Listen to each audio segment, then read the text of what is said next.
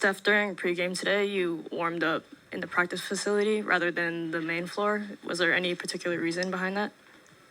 Yeah, just getting some maintenance work that ran a little long, and have enough time down there. It's a nice part of this setup, so nothing really to speak on. Just a little different routine this game.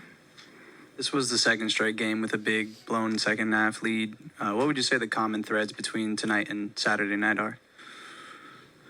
Sustaining our effort and energy, especially on the defensive end, and we have to find a way to keep our composure if teams are hitting shots. Like, this is the league, and there's talent everywhere.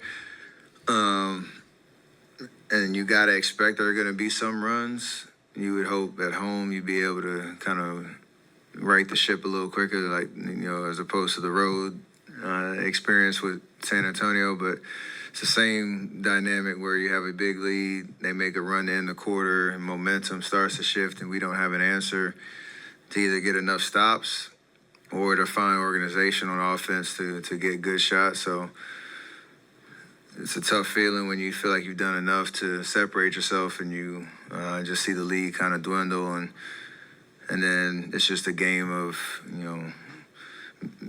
makes or misses down the stretch the last 6 minutes, and we can't put ourselves in that situation when we play well enough throughout the rest of the game. Steph, you use the word organization, and that's a word that Steve has used a lot in terms of being encouraged that the offense is more organized. Have you seen some real strides, and things that maybe some of the new coaches brought in that have been working overall? Yeah, I think on the whole, we have, you got to look at the bright spots of the start of our season.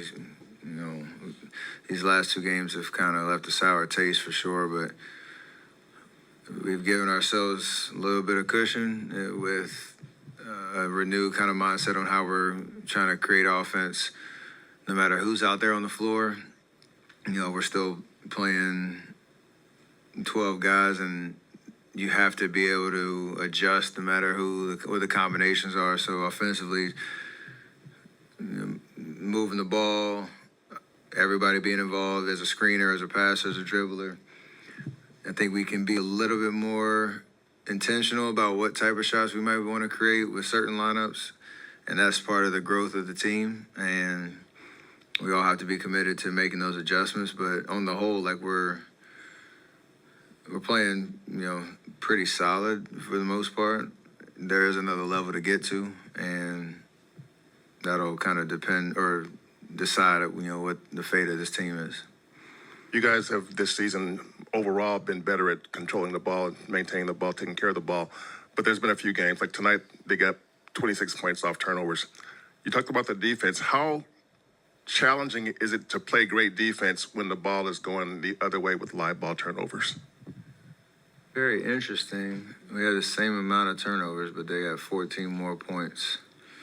So it is maybe the type, being able to turn that, convert those into points.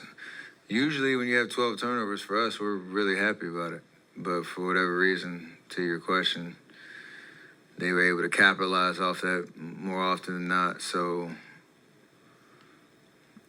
yeah, that's part of the momentum, too. When things started going south, you give them free points, especially an athletic team like they are, that trying to play fast and playing 5 small guys out there. So you got to be more conscious of the type and the amount, I guess.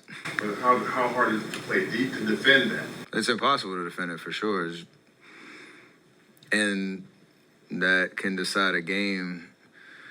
We won the possession game. We got 10 more shots than they did, almost the same amount of threes. Obviously, they got 15 more free throw makes, but that 14 points on easy buckets or easy possessions, whether it's them knocking down transition threes or getting to the basket, there's no defense for that.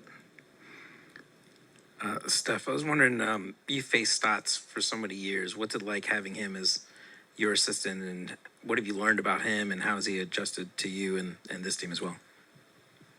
Yeah, we obviously know each other very well over the course of the years. He's a great coach. He's, what he did in Portland was sustaining that level for as long as he did. And I know last year it didn't work out, but for him to come in and give us a kind of renewed energy on that end of the floor. There's certain sets that they ran in Portland that have influenced our offense a little bit. It doesn't look the same, but there's kind of principles around moving the ball, moving bodies, and he obviously respects what we've created here and what we've built, but he's come in with a sense of humility and understanding like we're just trying to add a few wrinkles that can make us a little bit more efficient than we were the last couple of years. But the part of like being able to adjust as the season go on, we're going to rely on his knowledge and wisdom as much as anybody to help us. Steven mentioned early in the season that he called a play. He said, "Oh, I got a play for you guys that I think it was something. I think it was that flip hit run." And he was like, even though we had never practiced it, he ran it and it worked for you in particular. I think you got a score off that. Do you remember that? And was that weird running a play that you had never worked on before? I don't remember the exact play, but you should be able to, when they draw plays in timeouts, we call them ATOs, you should be able to, if they're not too complex, you should be able to, lock in on where you're supposed to be, the timing, and what shot you're trying to look for and the different options. That's where coaches can kind of experiment a little bit, and there's no scouting that because, plays that you haven't run before. So I don't know exactly what play it was, but that's more common than you might think.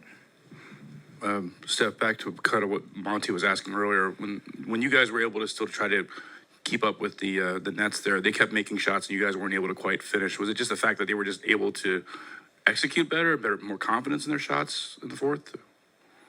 It's a combination of, they're playing, they have guys that have injured, and usually when that happens, you have guys that are coming in. You can go either way. You can be shell-shocked just with the stage, or you can just play free just because it's your opportunity, and they played that way. I think we gave them too much freedom in the first quarter where they got up 19 threes in the first quarter, and we made a couple adjustments so that rate slowed down, but guys got the ball in their hands. They got a little comfortable. There's a sense that can, translate to more confidence down the stretch because you've seen a couple go up. But they were trying to play 5 out, driving lanes, kick out, and a couple don't go in. We were fine in transition. It could be a different game, but we gave them too much life and too much belief, and then I don't care who you throw out there, it's a recipe for disaster. Couple practices this week. What do you want to get out of those? Just how important is it to be able to have a couple practices in 1 week, given how little practice time there is during the season? Most of it is, the coaches will watch film while his players watch film, and then you come up with some of the patterns that are showing themselves, whether it's with certain combinations of guys, what type of shots we're trying to create. If there's a consistent pattern where we're getting breakdowns on defense, I think tonight it was trusting that there's help behind drives, not over-helping, and then kicking out to shooters. We got to work on our communication and, again, the trust of how a 5-man defense is supposed to run. But any practice window you have or any practice session, it usually builds that connection that you need, especially after a couple losses, because we all got to be in this together. Like, nobody should run for the hills or, press a panic button. Practice definitely helps keep everybody together because we got to talk out some stuff. Thank you.